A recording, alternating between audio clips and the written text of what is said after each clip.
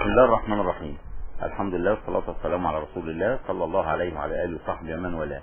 قابلنا بعض قبل كده وقلنا عنواننا هيبقى كلمة في ودنك، لان انت حبيبي وانا بصراحة بكلمك بصفتي اني شاب زيك، فبقول لك كلمة في ودنك عشان محدش يسمع. النهاردة عايز اقول لك كلمة خاصة بعلاقتك بربنا عز وجل. ربنا اللي شايفك ومطلع عليك، اللي انشأنا من العدم وهو انشأكم في الارض واستعمركم فيها. هو ربنا اللي انشأنا، جعل لكم السمع والابصار والافئدة. ليه؟ لعلكم تشكرون. يعني شوف، الله قادر عز وجل، وهو مالك الملك، وهو الذي بيده الارواح، وهو مقلب القلوب. والله عز وجل مفيش حد بيتحكم ابدا في الكون الا مالكه، فمالك الكون. انا لي علاقة خاصة مع ربنا، بطلبه يلبي لي ندائي، واذا سألك عبادي عني فاني قريب. علاقة قريبة، يعني استشعر، عايز انا وانت نستشعر العلاقة الخاصة بربنا عز وجل، اللي بنصلي له، واللي بنتعبد له، واللي خلقنا، واللي بيده النعم، واللي انعم علينا. وان تعدوا نعمة الله لا تحصوها ان الانسان لظلوم كفار. الحكاية انا بكلمك الموضوع ده ليه بقى؟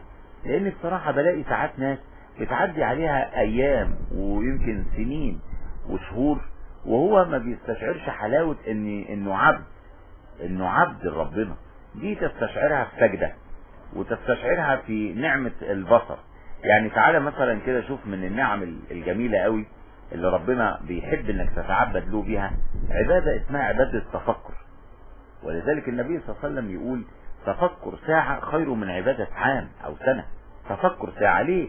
لان التفكر ده هيجلب لك العلاقة الحلوة مع ربنا، وهيخليك تشكر نعم ربنا، وهيخليك لما تتفكر في نعم الله وآلائه تعرفه معرفة حقيقية، وتعلم علم اليقين قدر الله.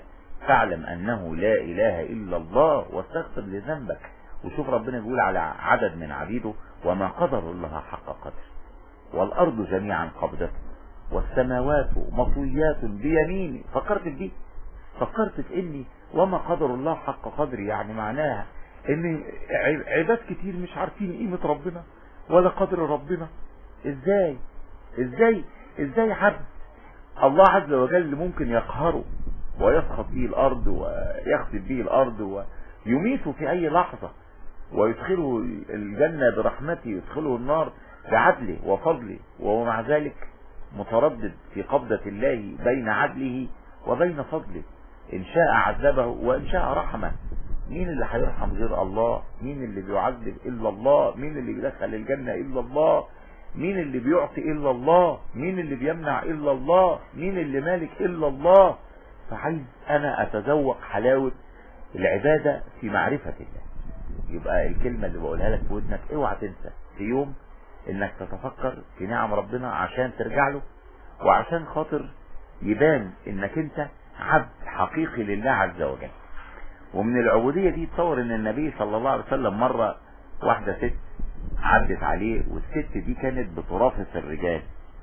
يعني ايه ترافس الرجال؟ يعني من الستات اللي هي نقوله احنا عليها وشها مكشوف، يعني بتتكلم في الكلام اللي هو القبيح، الكلام البذيء، كلام النكاح، كلام الستات مع الرجال، الكلام اللي هو عيب ان الناس تتكلمه.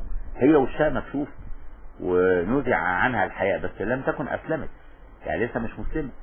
فكانت ترافس الرجال، تعدي في مكة كده او في المدينة، تعدي على مثلا الكافينت وتروح ملاغية الشباب، تعدي على كافيتيريا بحري، على البحر اللي هي بتاعت مكة يعني، تعدي على الكافيتيريا كده مثلا في بحري والناس في الصيف زحمة، وتروح ملاغياهم وتكلم ده وتكلم ده.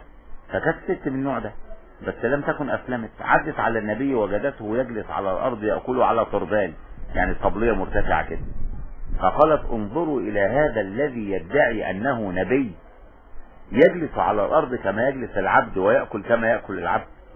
يعني عامل نبي وبيقول ان هو نبي. النبي ده هي بنظرها ان هو ايه؟ يقعد حواليه حاشية ويقعد، لا. فقالت ده زي العبيد.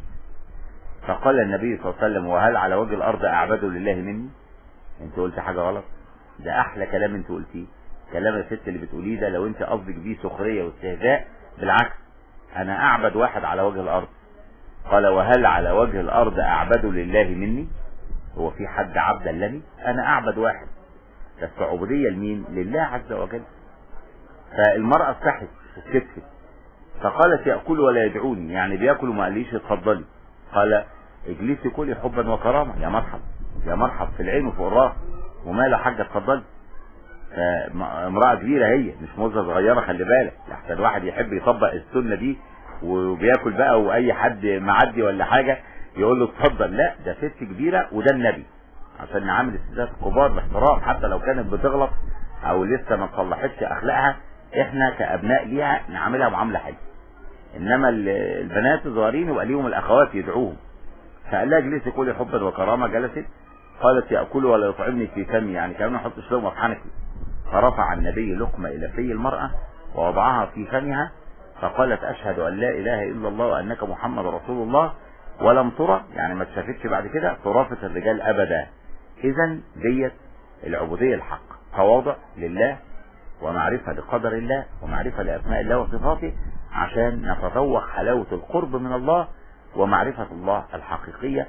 نسأل الله أن يجعلنا وإياكم من العبيد الذين يعرفون لله قدره ويعبدون حق العبادة. أنا مبسوط قوي إن انتوا سمعتوني، ومتشكر إنكم عطيتوني ودنكم، لأن أنا اتفقت إن أنا لما هكلمك هقول لك كلمة في ودنك. متشكر قوي، والسلام عليكم ورحمة الله.